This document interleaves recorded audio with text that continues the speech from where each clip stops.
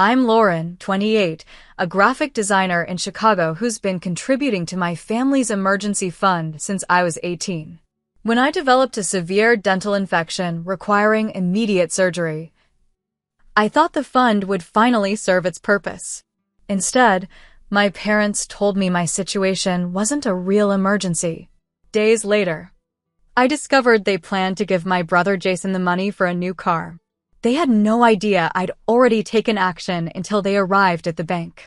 Before I tell you what happened when my parents got to the bank, drop a comment letting me know where you're watching from and subscribe if you want more stories about standing up for yourself. I grew up in a middle-class neighborhood in Naperville, Illinois, about 30 miles west of Chicago. Our house wasn't the biggest on the block, but it was comfortable enough for our family of 4. My father, Robert, worked as an accountant at a mid-sized firm while my mother, Linda, was an elementary school teacher. From the outside, we probably looked like the perfect American family, but inside our home, money was always a complicated subject. My father had very strict ideas about financial responsibility.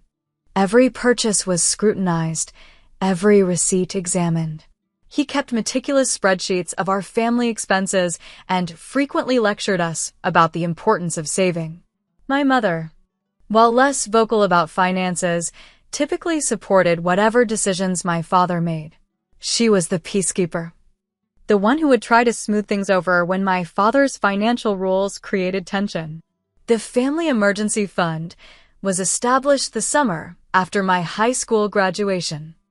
I had just turned 18 and secured my first real job at a local print shop. I was excited about earning my own money and had plans to save for college expenses. The day after I received my first paycheck, my father sat me down at the kitchen table.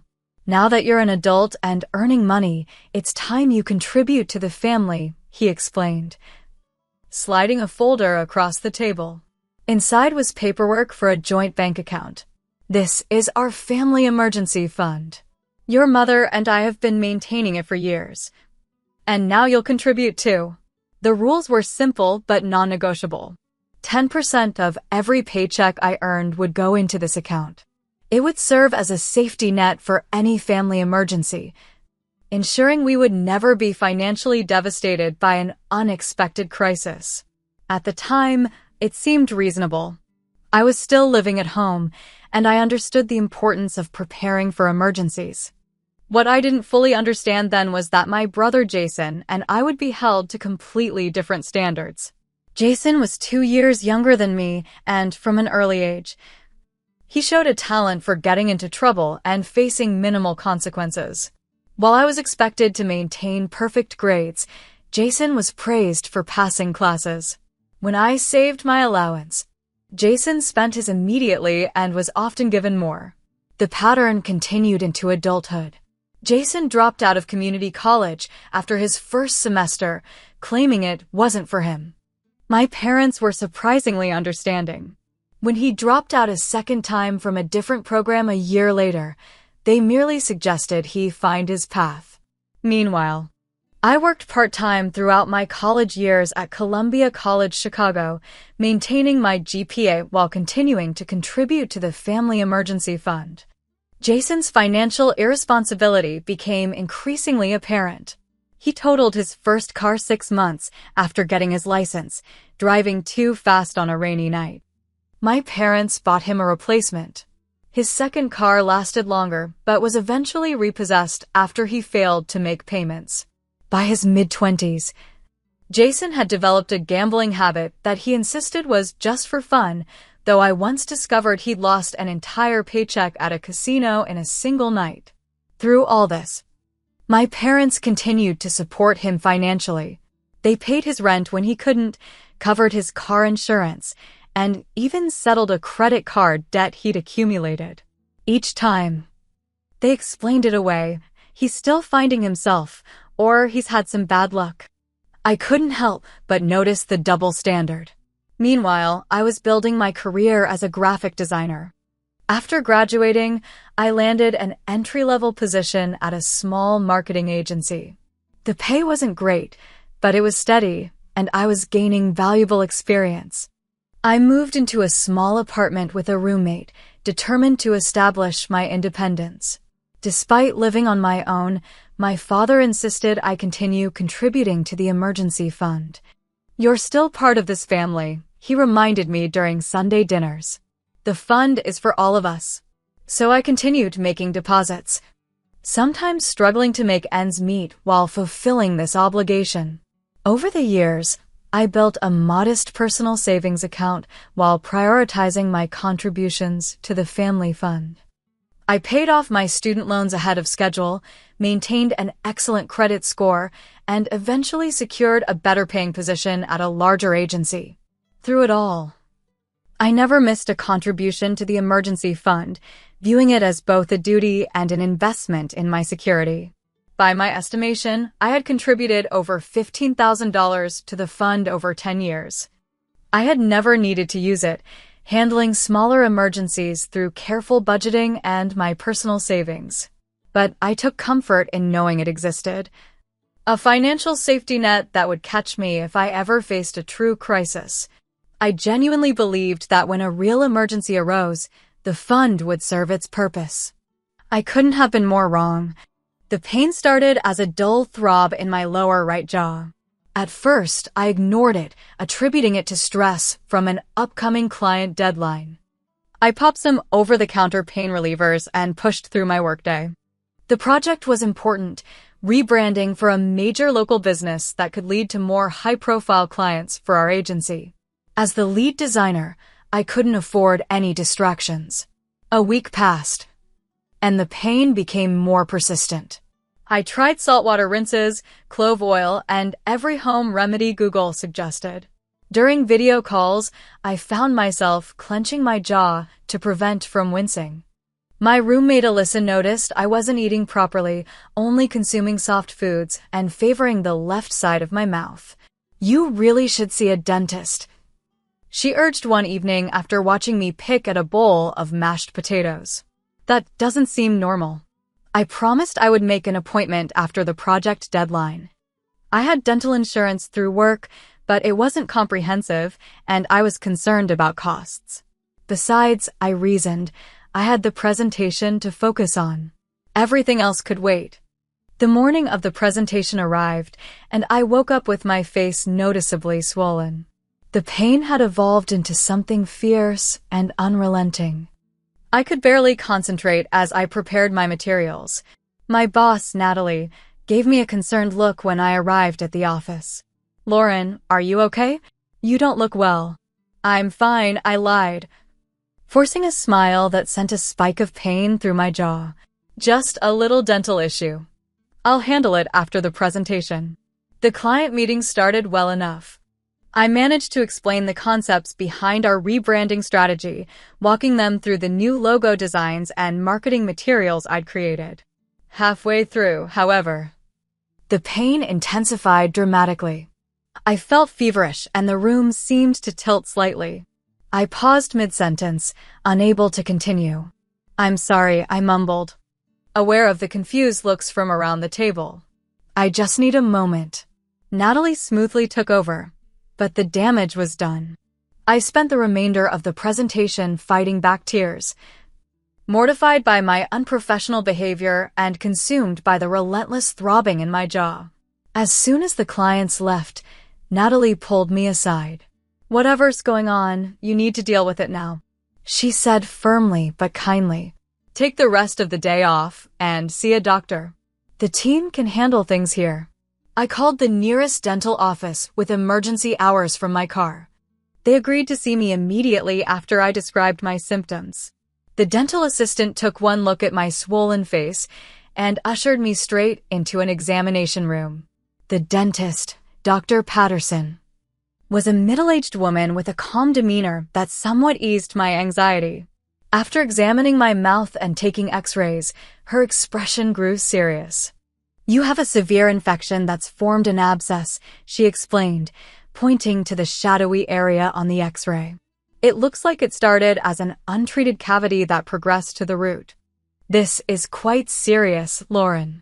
The infection could spread to other parts of your body if not addressed immediately." She prescribed antibiotics to begin fighting the infection, but emphasized that I would need oral surgery. The procedure would involve extracting the damaged tooth, draining the abscess, and possibly a root canal and crown for the adjacent tooth that was beginning to show damage.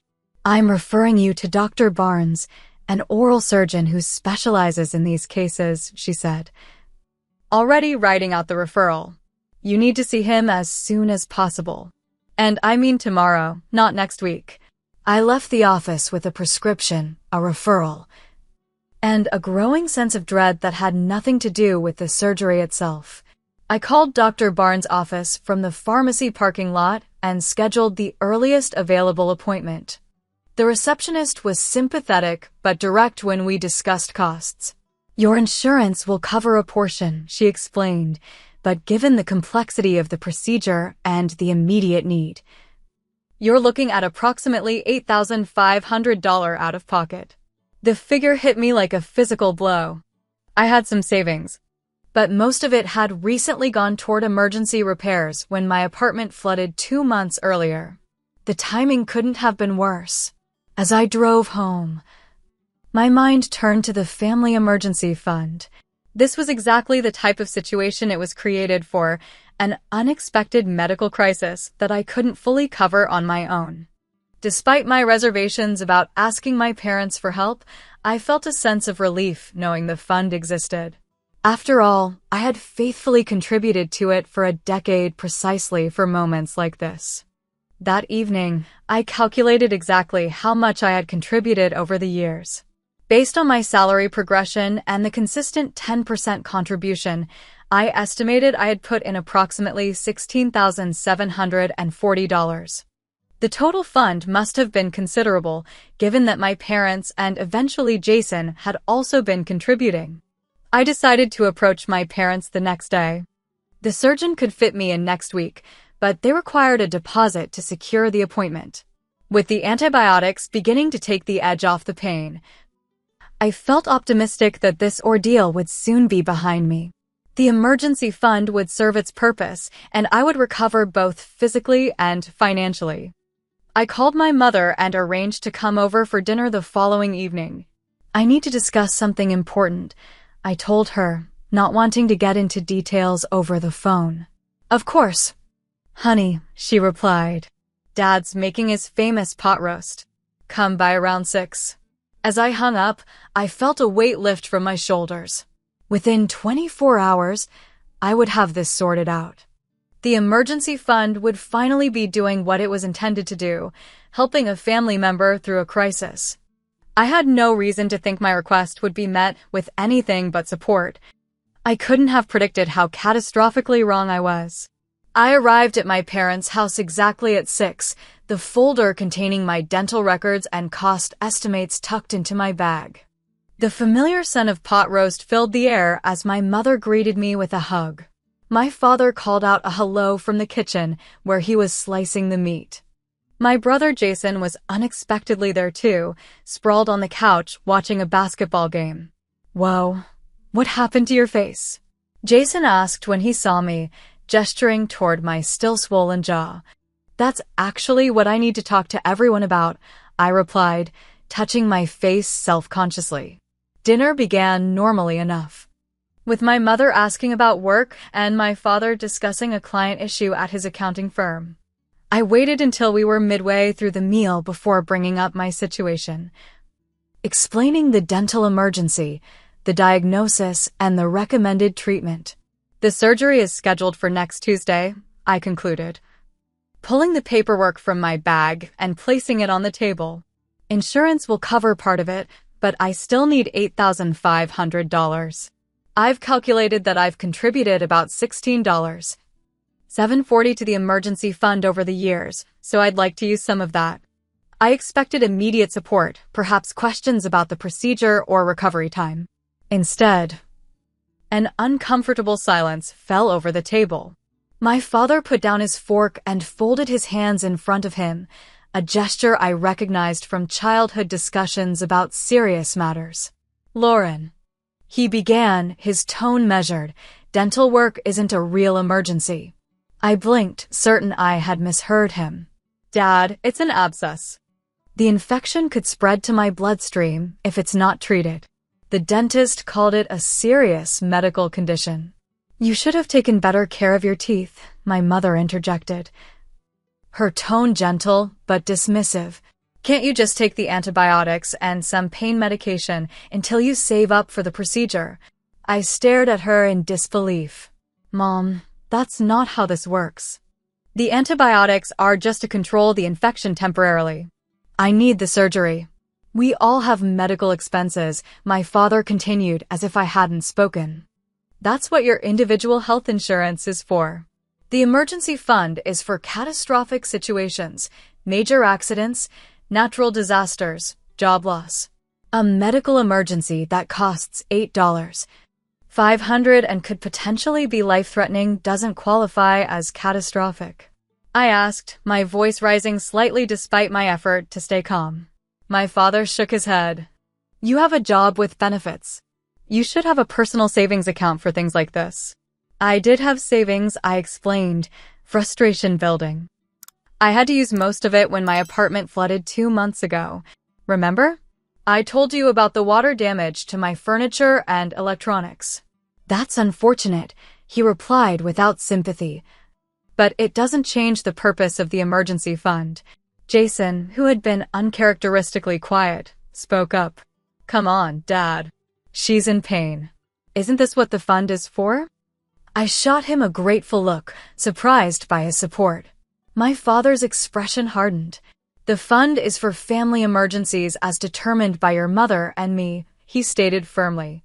We're the custodians of that money, and we decide when it's appropriate to use it. I've been paying into it for 10 years, I protested, anger now replacing confusion. I have a right to access it when I need it. You've been contributing as part of your family obligation, my father countered. It's not your personal savings account. The conversation quickly devolved into an argument. I pointed out that I had never once asked to use the fund despite handling numerous financial challenges independently over the years. My mother suggested I look into payment plans or medical credit cards. My father refused to even provide the bank account information. If you're so concerned about your contributions, he said coldly, we can calculate exactly what you've put in and return it to you when we're financially able. But that would mean you're choosing to separate yourself from this family's financial security system. The threat was clear. I could either accept their decision or remove myself from the family financial arrangement entirely, which would apparently take time and be on their terms. The implicit message was that I would be abandoning my family by choosing the latter. Tears of frustration and pain filled my eyes. I don't understand, I said, my voice breaking. I'm in a medical emergency. I've contributed faithfully for years. Why won't you help me?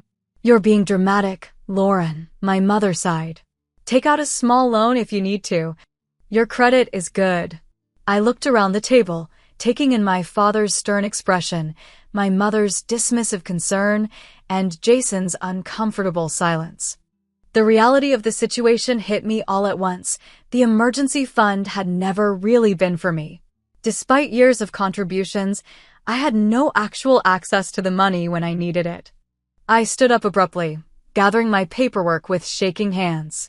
I need to go, I mumbled, unable to stay at the table any longer. Lauren, don't be like this. My mother called as I headed for the door. We're just trying to be responsible with the family money. I didn't respond, slamming the car door and driving away with tears streaming down my face. The pain in my jaw seemed to intensify with my emotional distress. I called my friend Taylor from a parking lot, barely able to speak through my sobs. They said no, I choked out when she answered. They said it's not a real emergency. Taylor's outrage on my behalf provided some comfort. That's insane. She fumed. You've been paying into that fund for years. It's theft, basically. We talked for nearly an hour, with Taylor offering both emotional support and practical suggestions. She offered to lend me what she could, though as a social worker, her resources were limited. By the time we hung up, I had calmed down somewhat, though the betrayal still cut deep. Over the next 2 days, my physical condition deteriorated. The antibiotics helped, but the infection was advanced, and the pain returned with increasing intensity. I continued to work remotely, though focusing was difficult. My parents didn't call to check on me, and I made no effort to contact them, still reeling from their rejection. What I didn't know then was that their refusal to help me was only the beginning of the betrayal. The true extent of their favoritism was about to become painfully clear. 3 days after the disastrous dinner at my parents' house, I was working from home, trying to concentrate despite the persistent pain in my jaw. I had managed to schedule a consultation with another oral surgeon who offered payment plans, though the interest rates were high and would significantly increase the overall cost. My phone buzzed with a text message from my mother. As I picked it up, I realized the message wasn't meant for me at all. It had been sent to me by mistake, clearly intended for my father. "Robert, we should transfer the $12,000 for Jason's car before interest rates go up again. He found one he likes at the dealership on Oakwood." I stared at the message, reading it 3 times to make sure I understood correctly. Just days after refusing to help with my medical emergency, my parents were planning to give my brother $12,000 from what could only be the emergency fund to buy a new car. The same fund they had deemed strictly for catastrophic situations was apparently available for Jason's vehicle upgrade. My hands shook with anger as I typed a response. "I think you meant to send this to Dad, not me." There was a long pause before her reply came through. "Sorry, Lauren, wrong number." No explanation. No acknowledgement of the obvious contradiction. Just wrong number, as if I hadn't seen what I'd seen. I called Jason immediately, my mind racing. When he answered, I skipped the pleasantries. "Is something wrong with your car?" I demanded. Not really," he replied, sounding confused. "The transmission makes a weird noise sometimes, but it runs fine." "Why?" "Mom just accidentally texted me about giving you $12,000 for a new car," I said, my voice tight with controlled anger. 3 days after they refused to help with my medical emergency because the fund is only for catastrophic situations. There was a pause on the line. "Oh," he finally said. "Yeah." They mentioned helping me get something newer. My car's 5 years old now. "So, it's not broken down? Not unsafe? Just old. I mean, it could be more reliable," he hedged. "I've been looking at a Subaru crossover. Better for winter driving." I ended the call shortly after, too upset to continue the conversation. It wasn't entirely Jason's fault. He'd been conditioned his entire life to expect this preferential treatment. The problem was our parents and their blatant double standard. I spent the next hour pacing my apartment, alternating between rage and disbelief. Finally, I did something I rarely did. I called my father at work. "Lauren," he answered, his tone indicating surprise. "Is everything okay?" "No, everything is not okay," I replied, not bothering to hide my anger. "Mom accidentally sent me a text about giving Jason $12,000 for a new car. From the emergency fund, I assume?" The silence on the other end confirmed my suspicion before he spoke. "Your mother shouldn't have texted about family financial matters," he said eventually, avoiding the actual issue. "That's your response? Not that you're giving Jason money for a non-emergency after refusing to help with my actual medical crisis? Your brother needs reliable transportation," my father stated, his voice taking on the authoritative tone he used when he expected no further discussion. "He has job interviews coming up." "Job interviews?" I repeated incredulously. "Dad, Jason has had 3 different jobs in the past year. He quit the last one because his manager didn't respect his ideas. His car works fine. He told me so himself 5 minutes ago." "Lauren, you don't understand the full situation," my father said dismissively. "Your brother has different needs than you do." "Different needs or different standards?" I challenged. "I've been working steadily since I was 18. I've never asked for financial help until now for a legitimate medical emergency." "And you refused." Meanwhile, Jason has a history of financial irresponsibility, and you're buying him a new car he doesn't actually need. That's enough, my father snapped. The emergency fund is managed by your mother and me. We decide how it's allocated based on the family's overall needs. So my health isn't a family need, but Jason's desire for a newer car is? You're being childish, he said coldly. You have dental insurance and a good job. Figure it out like an adult instead of expecting handouts. The conversation deteriorated further from there, with my father becoming increasingly defensive and me growing more upset. He eventually claimed he had a client waiting and ended the call, but not before making it clear that their decision was final. I sat in stunned silence after hanging up, the injustice of the situation overwhelming me. The double standard had always existed in our family, but never had it been so blatant, so unapologetic. The emergency fund, which I had faithfully contributed to for a decade, was apparently accessible to Jason for non-emergencies while denied to me for a legitimate medical crisis. That evening, my physical condition worsened. The pain became unbearable, and I developed a low-grade fever, a sign the infection might be spreading despite the antibiotics. Alyssa drove me to the emergency room, where the attending physician looked at my swollen face with concern. This infection is getting serious, he said after examining me. You need that dental surgery as soon as possible. I'm going to give you a stronger antibiotic and something better for the pain, but this is a temporary solution. Without proper treatment, the infection could spread to your sinuses or even your brain. I left the hospital with new prescriptions and an even stronger sense of urgency. The doctor's warning about potential complications frightened me, but the financial barrier remained. The new medications cost nearly $200, further depleting my limited resources.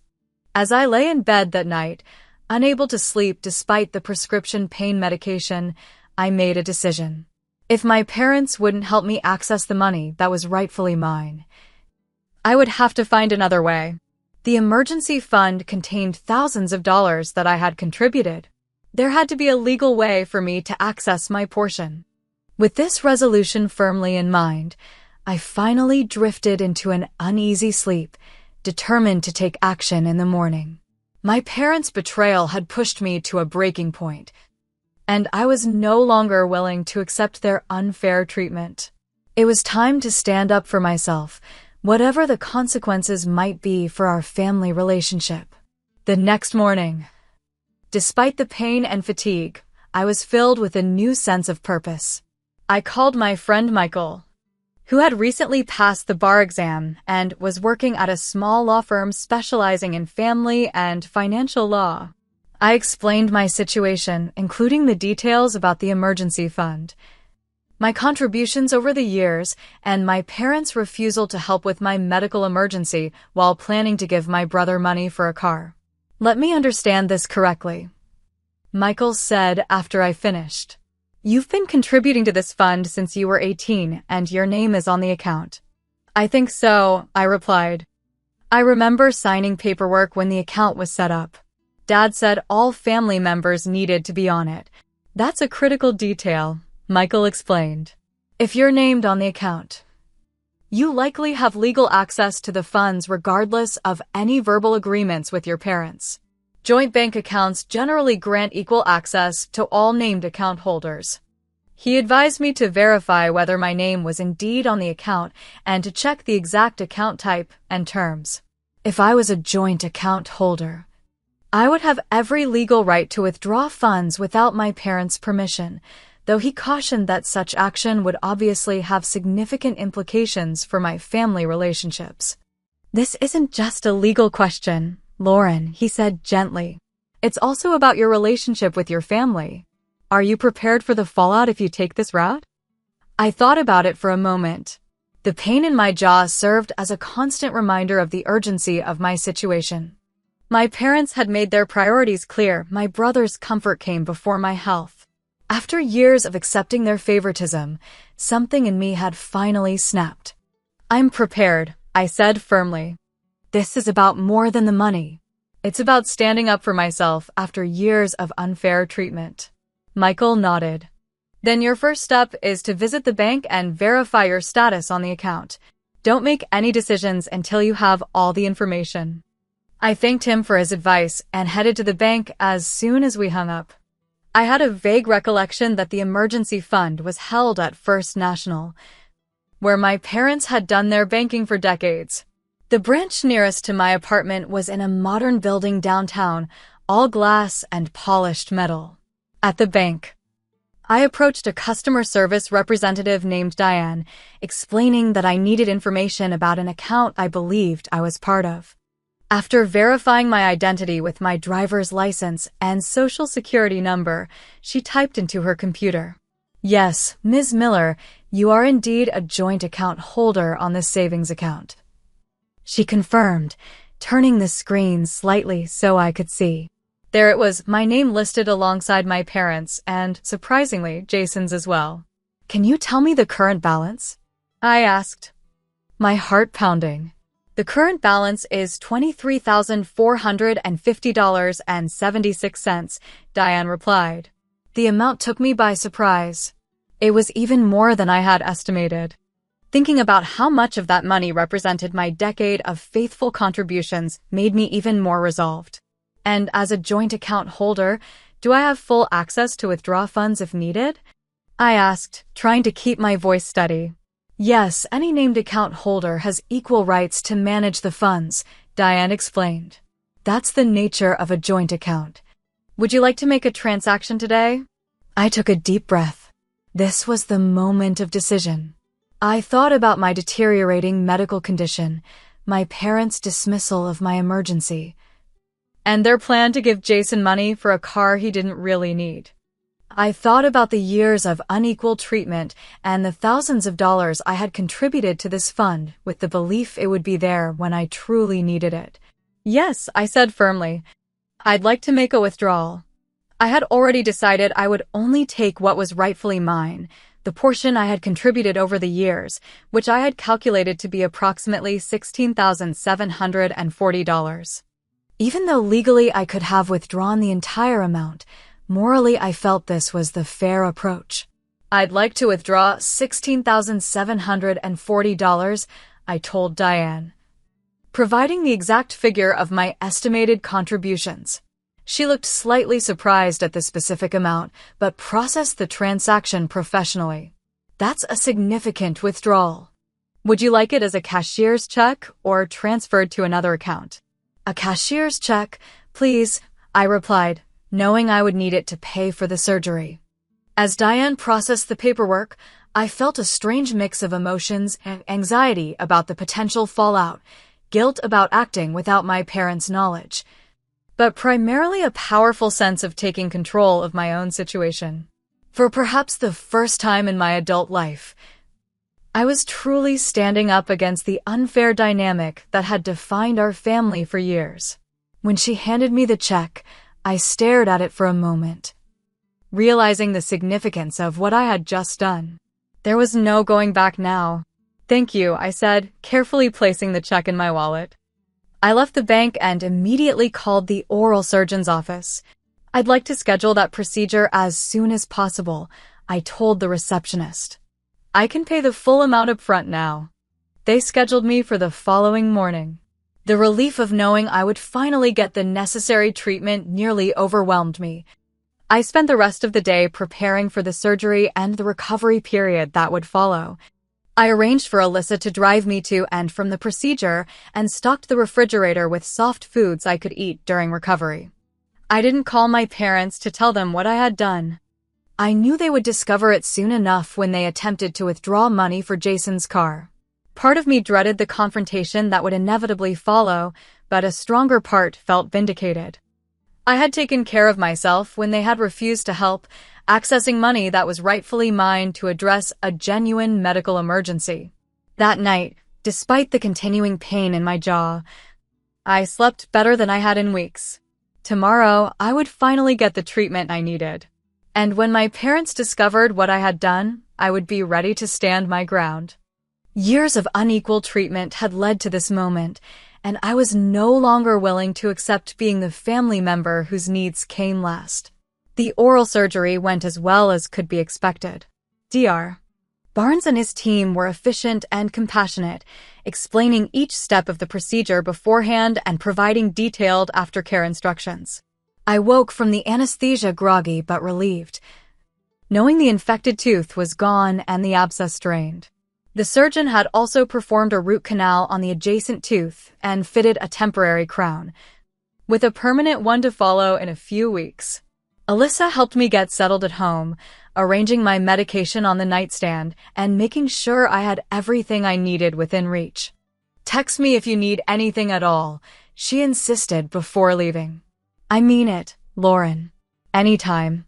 I spent the remainder of the day drifting in and out of sleep, the strong pain medication keeping me comfortable but hazy.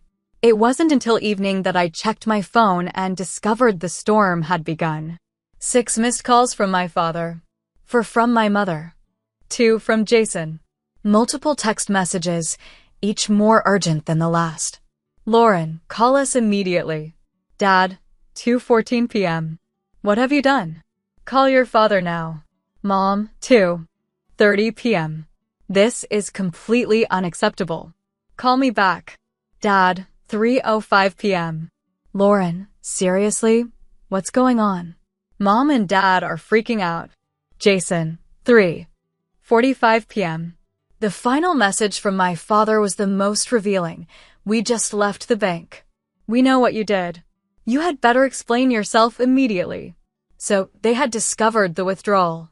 Likely they had gone to the bank to withdraw money for Jason's car, only to find that a significant portion of the funds was gone.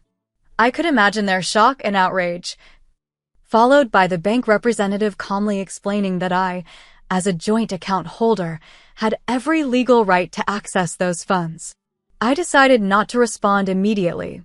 In my post-surgery state, I wasn't prepared for the confrontation that would inevitably follow. Instead, I sent a brief text to all 3 of them. "Had oral surgery today. We'll call tomorrow when I'm feeling better." My phone rang almost instantly, my father calling again. I silenced it and took another pain pill, knowing I needed rest more than anything else right now. The confrontation could wait until I was clear-headed. The next morning, I woke to the sound of insistent knocking at my apartment door. Glancing at the clock, I saw it was just past 9 a.m. The knocking continued, followed by my mother's voice calling my name.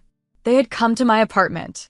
I should have expected this level of response, but somehow I hadn't anticipated them showing up unannounced. I carefully got out of bed, my face still swollen and bruised from the surgery. After a moment's hesitation, I opened the door. My parents stood in the hallway, my father's face flushed with anger, my mother looking distressed. Behind them, surprisingly, was Jason, his expression uncomfortable. "What were you thinking?" my father demanded without preamble, pushing past me into the apartment. "You had no right to take that money." "Robert," my mother cautioned, eyeing my swollen face. "She's clearly not well."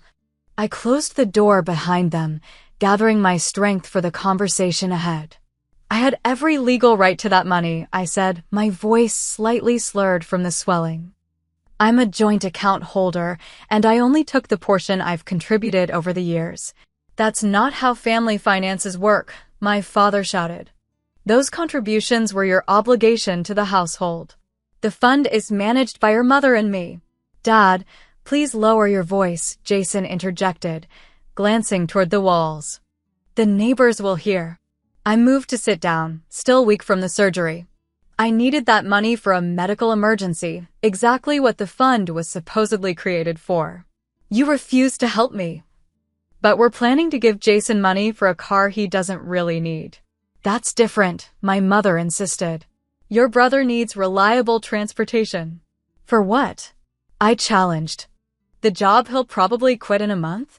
Meanwhile, I had a serious infection that could have spread to my bloodstream. The ER doctor specifically warned me about potential complications. "You went to the ER?"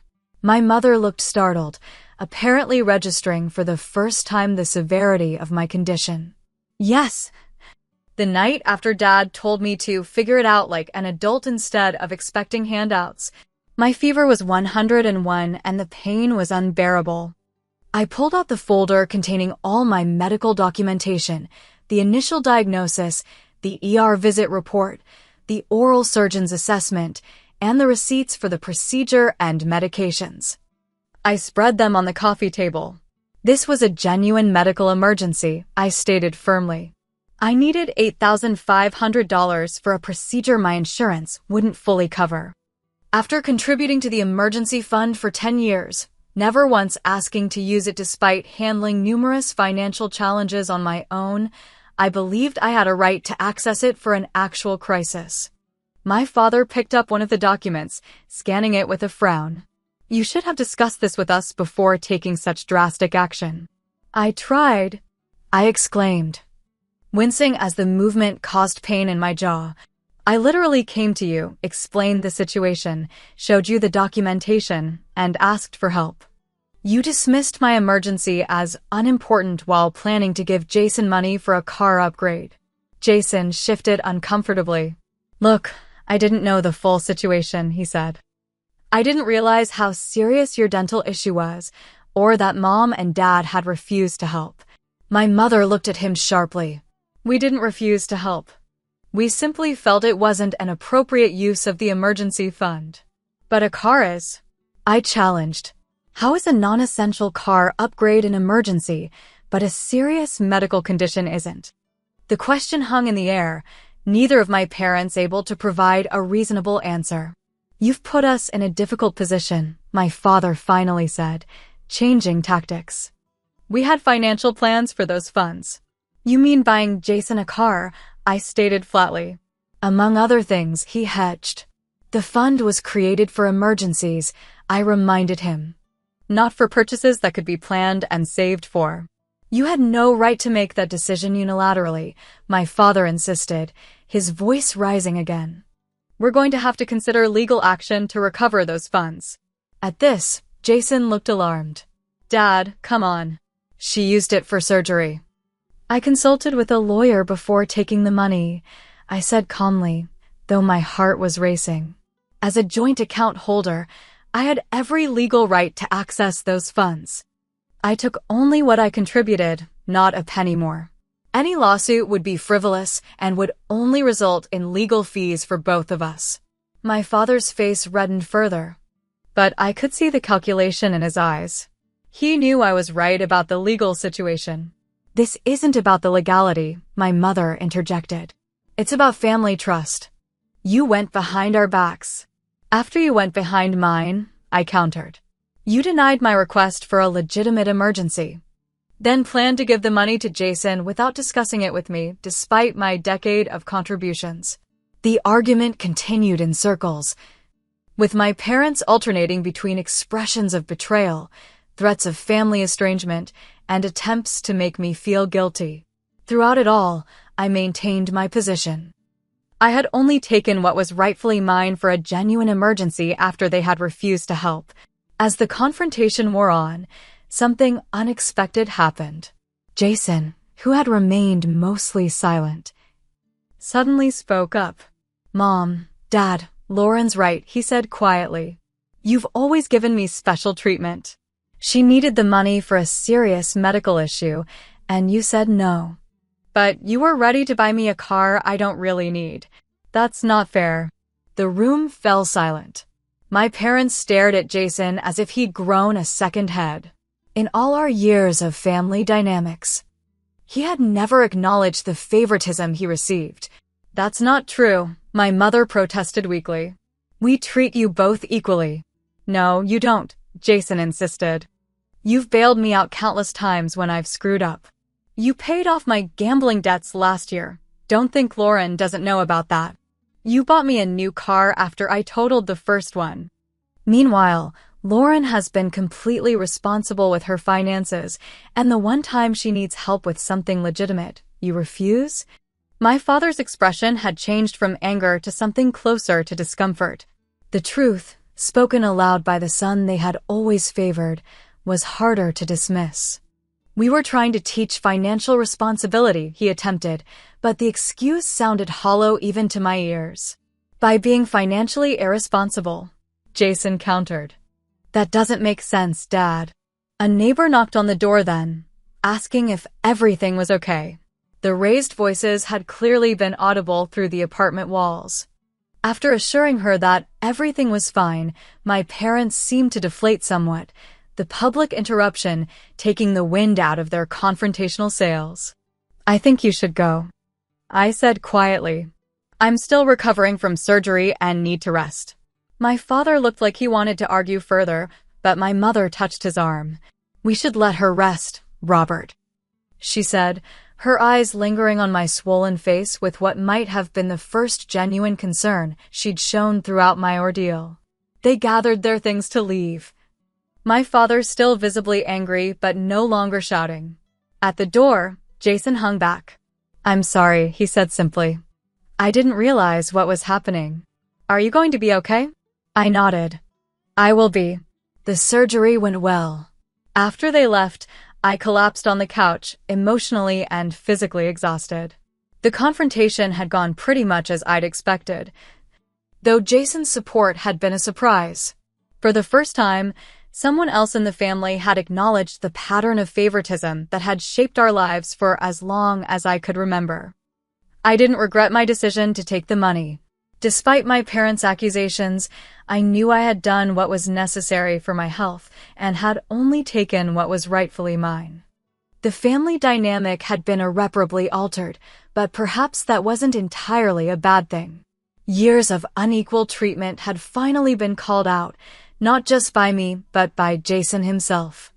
As I drifted off to sleep again, I wondered what this would mean for our family going forward. One thing was certain, I would never again allow myself to be treated as less deserving than my brother, regardless of what my parents thought. 2 months after the surgery, my physical recovery was complete.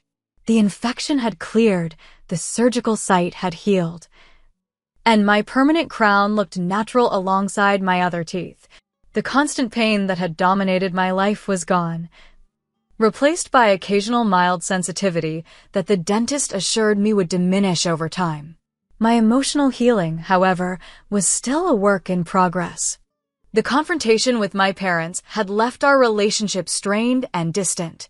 We had spoken only a handful of times since that day in my apartment. Brief, awkward conversations that carefully avoided any mention of the emergency fund or my surgery.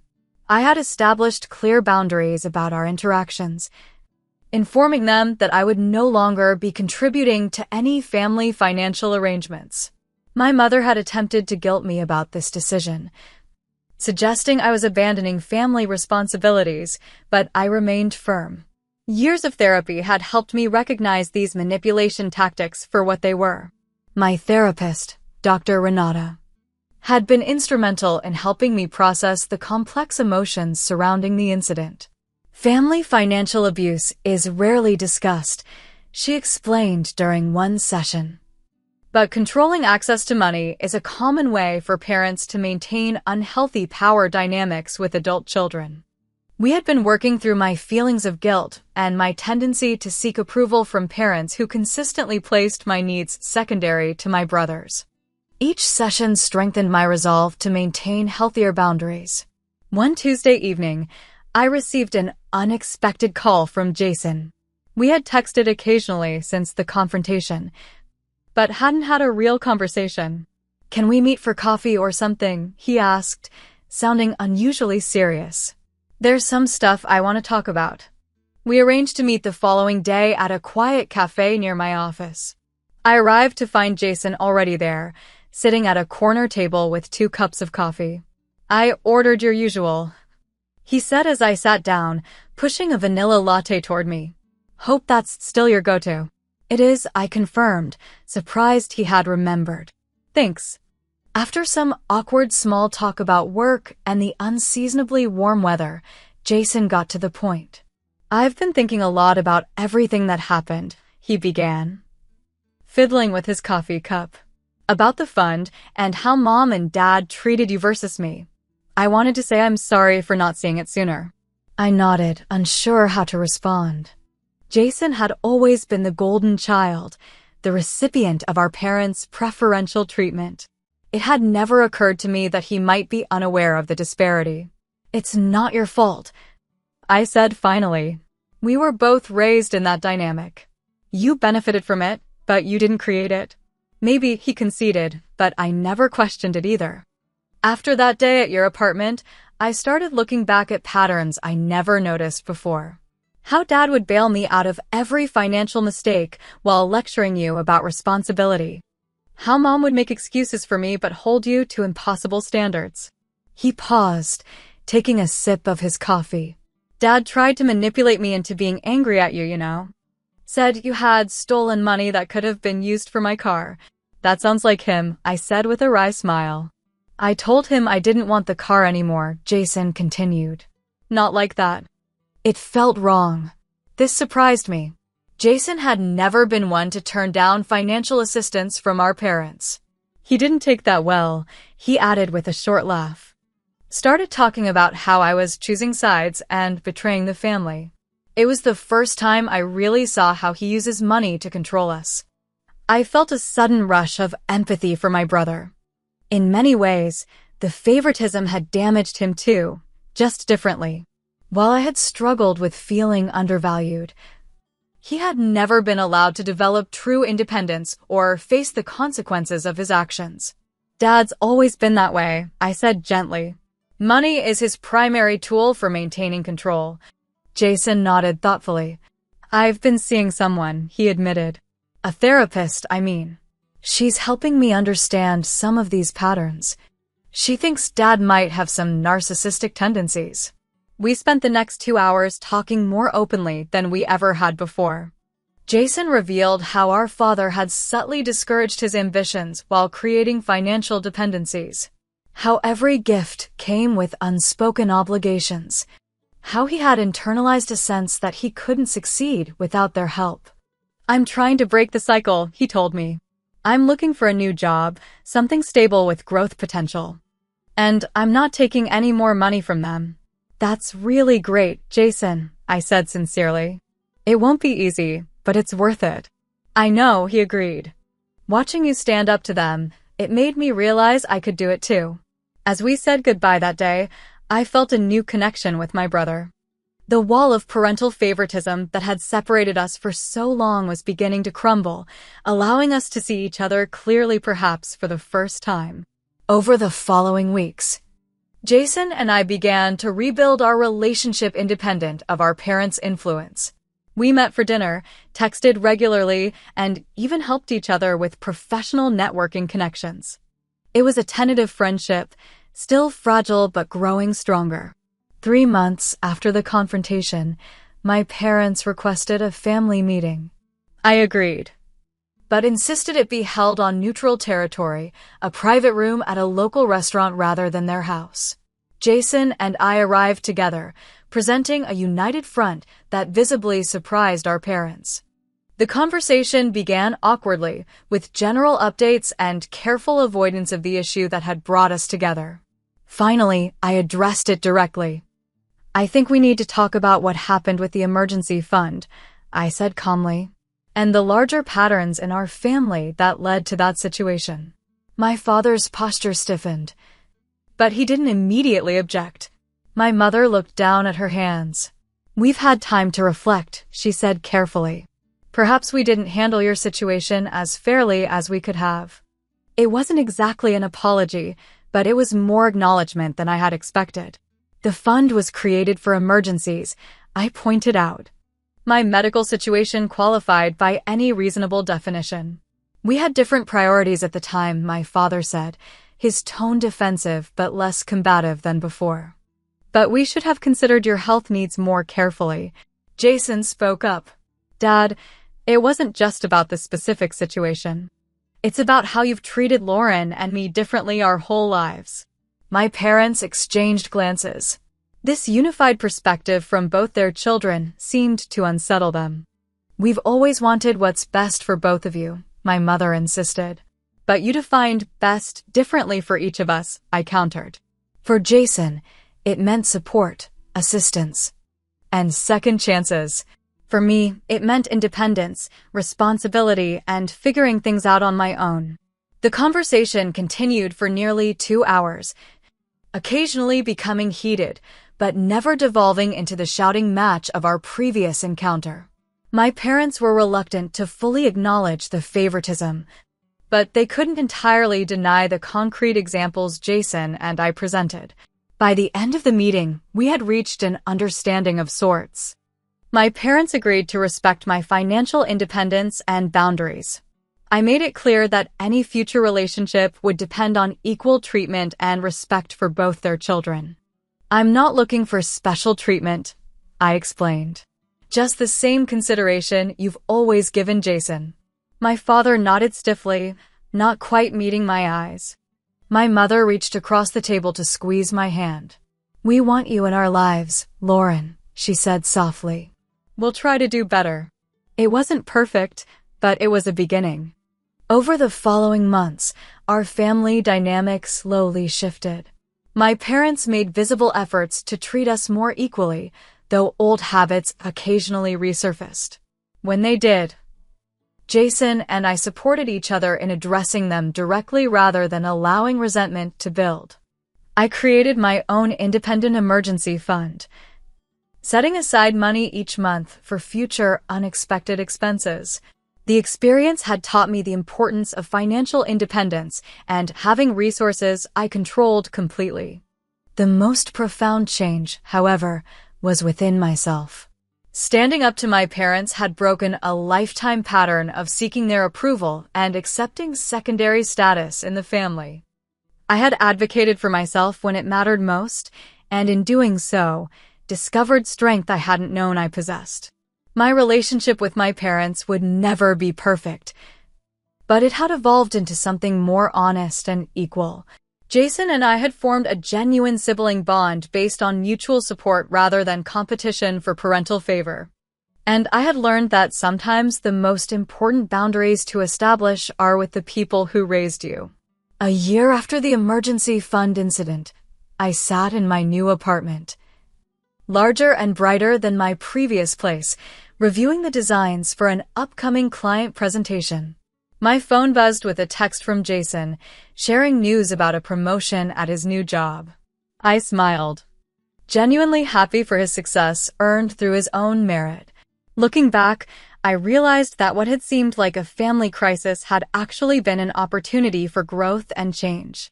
By standing up for myself and refusing to accept unfair treatment, I had not only addressed my immediate medical need, but also catalyzed a healthier dynamic for our entire family. Some lessons come at a high cost, but their value extends far beyond the price paid. In my case, the price was family conflict and temporary estrangement. But the value was newfound self-respect and healthier relationships that would benefit all of us for years to come.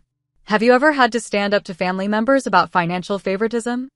I'd love to hear your experiences in the comments below.